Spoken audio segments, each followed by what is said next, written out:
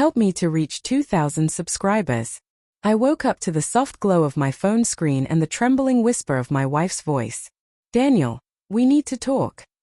The clock beside me read 3:17 a.m. Her tone wasn't tired or angry, it was hollow. Empty. The kind of tone people use right before they confess something that can't be undone. My heart began to pound before my brain even caught up. The sheets felt heavier. The silence around us, thick, suffocating. What's wrong? I asked, voice rough from sleep. Rachel sat on the edge of the bed, her back to me. Her long hair hid her face, and her fingers twisted the hem of her nightshirt. She didn't turn around when she spoke. I can't do this anymore, she said softly. I can't keep pretending everything's fine. I pushed myself upright, confused, my chest tightening. Pretending? What are you talking about? She finally turned. Tears streamed down her cheeks, but her expression was oddly calm, like someone who'd already rehearsed every word. There's something you need to know, she said. Something I should have told you months ago. Her voice broke. My mind began to spin through possibilities. Money, a lie, an illness. But I already knew, deep down, where this was heading. My gut knew. Just say it, I whispered. Her lip trembled. I've been seeing someone. The words hung there, cruel and deliberate. For a moment, I couldn't even breathe. The walls seemed to close in. The air in the room turned thick, humid. My vision blurred. I felt like my body had been unplugged from reality. Who? I asked finally. My voice was frighteningly calm. Too calm. She hesitated. You know him. I closed my eyes, a sick feeling crawling up my throat. Please tell me it's not someone I work with. Her silence was my answer. And then it hit me, Mark. My best friend. My colleague. The man who'd helped me move into this very house. When I said his name aloud, her face crumpled.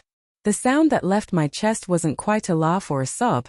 It was something in between, something fractured. How long? I asked. Almost 6 months, she said quietly. It started after that dinner we had at his place. You remember? When you fell asleep on the couch. My stomach twisted. I remembered the night, her laughter echoing from the kitchen, the wine, how she said she was helping him clean up. I'd been too tired, too trusting, too stupid. I didn't mean for it to happen, she said quickly. It just... Don't, I interrupted, my voice sharp. Don't say it just happened. That's what people say when they've already decided to betray someone. She started crying harder. I was lonely, Daniel. You were always working late, barely home, and when you were exhausted. Mark, he listened. The word listened burned through me like acid. I was working to keep this life stable, I snapped. For us. So you could start your business, so we could pay the mortgage, so we could have a future. Her shoulders shook. I know.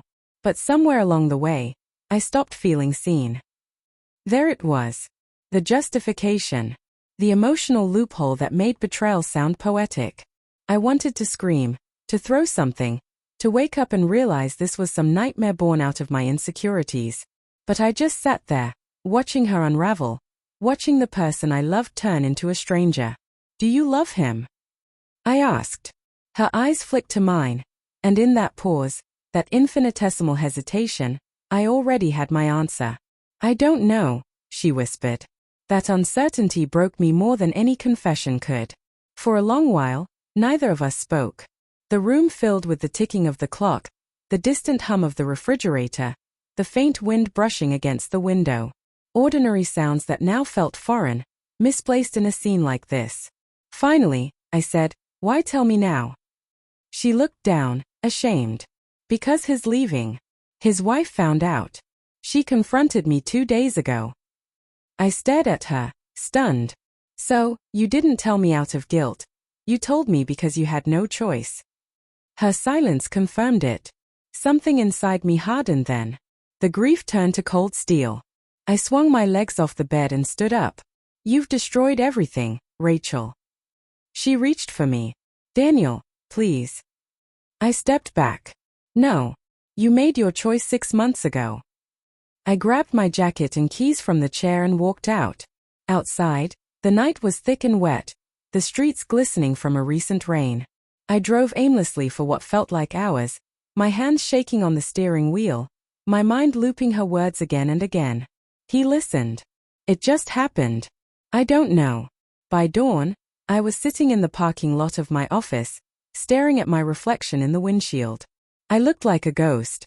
When I finally went inside, Mark's office light was already on. I didn't knock. He looked up from his desk, startled. His eyes widened. Daniel. Hey, what are you doing here so early? I didn't answer. I just closed the door behind me. The silence stretched between us, heavy, electric. You told her you were leaving, I said flatly. His face drained of color. She told you. Every detail, I said. He stood, hands raised slightly. Daniel, it wasn't supposed to go this far. I never wanted to hurt you. I laughed bitterly. You've been in my house, at my table, playing with my dog, drinking my whiskey, and all this time, you were sleeping with my wife. He swallowed hard, his voice trembling. It was a mistake. No, I said, stepping closer. It was a decision. He looked like he wanted to say something, but I cut him off. I don't need an apology. I just needed to see your face when you realized what you threw away. Then I turned and walked out, leaving him in silence. When I got home later, Rachel was gone. So were half her clothes, her suitcase, and the framed photo of us from our wedding day. The bed looked smaller, emptier, colder. I found a note on the kitchen counter. Just one line. I'm sorry, but I need to figure out who I am. For weeks, I wandered through life like a ghost, answering calls, attending meetings, existing. People kept telling me time would heal. But betrayal doesn't fade with time. It just carves deeper until you learn to live around it. Months passed before I learned the truth. Mark didn't move away with her. He'd chosen to reconcile with his wife. Rachel, it turned out, had left town alone. The final blow came through a message on social media, a photo of her, smiling beside another man. A stranger. The caption read, New Beginnings. I stared at it for a long time, numb. That night, at 3:17 a.m., I sat awake in bed again. Same time. Same silence. Only this time, it was peaceful. Because the woman who'd broken me was finally gone, and for the first time in months, I realized that her leaving wasn't the end of me. It was the beginning of something else. The truth had destroyed everything I thought I knew. But in its ruin, it also gave me back something I'd forgotten I had. Myself.